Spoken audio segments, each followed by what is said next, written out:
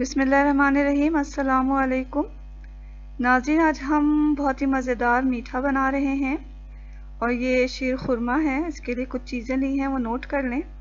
150 ग्राम सवैयाँ लेनी है हमें, 4 छोटी इलायची जाएगी इसमें, आधा कप के करीब बादाम हैं, 5-6 छुहारे ले लें, 3 किलो के करीब दूध इस्तेमाल होगा, 1.5 कप चीनी चाहिए होगी हमें और 2 चम्मच ऑलिव ऑयल लिया है मैंने यहाँ, आप घी भी ले सकते हैं।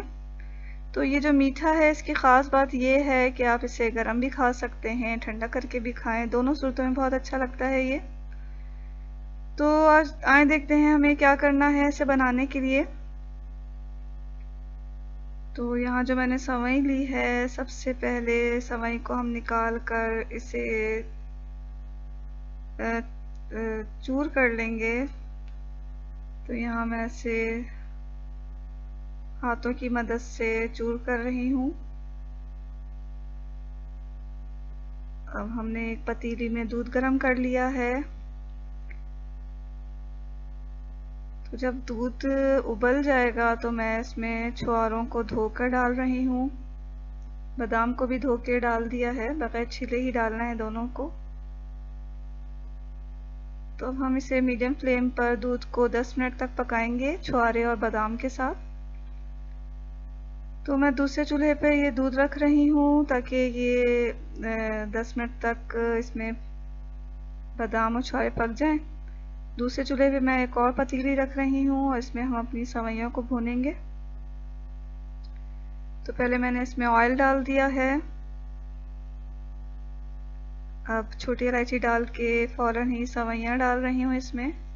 चूर की हुई सवैयाँ डाल दी हैं मैंने इसमें और बिल्कुल लो फ्लेम पर हमें इसे भूनना है। तो देखें थोड़ा ही इसका कलर चेंज होगा तो फिर हम इसमें दूध डाल देंगे और इस मरहले में बहुत एहतियात से दूध डालना है क्योंकि भाप इससे काफ़ी तेज़ी से निकलती है। तो यहाँ मैंने छलनी की मदद से जो है दूध में से बादाम और छुहारे को अलग कर लिया है। यहाँ सवैयाँ हमारी दूध में पक रही हैं। तो इतनी जब पक जाएं कि हमें लगे कि सवई गल चुकी है तो हम इसमें शक्कर डाल देंगे। तो चीनी हमें 1.5 कप यहाँ डालनी है। चीनी के साथ हमारा जो ये शीर खुरमा है पक रहा है।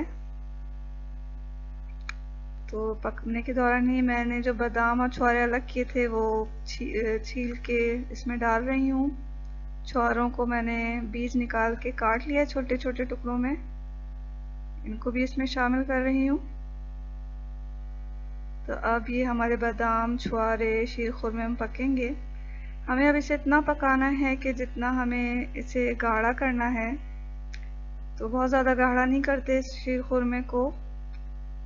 तो अब हमें लग रहा है कि हमारा जो शीर खुरमा है वो पक चुका है, हमें इतना ही गाढ़ा चाहिए। तो हम फ्लेम बंद कर देंगे और इसे हमने डिश में निकाल लिया है। तो लीजिए नाज़रीन, बहुत ही मज़ेदार शीर खुरमा तैयार है। इसे आप सर्दियों में भी खाएं, गर्मियों में भी खाएं, ठंडा करके खाएं, गर्म करके खाएं, हमेशा ये अच्छा लगता है। और त्योहारों में तो हर घर में ही बनाया जाता है। तो अगर आपको ये मेरी वीडियो अच्छी लग रही है तो इसे लाइक कर दें और मेरे चैनल को सब्सक्राइब कर लें। हमें अपनी दुआओं में ज़रूर याद रखें। इसके साथ ही अल्लाह हाफ़िज़।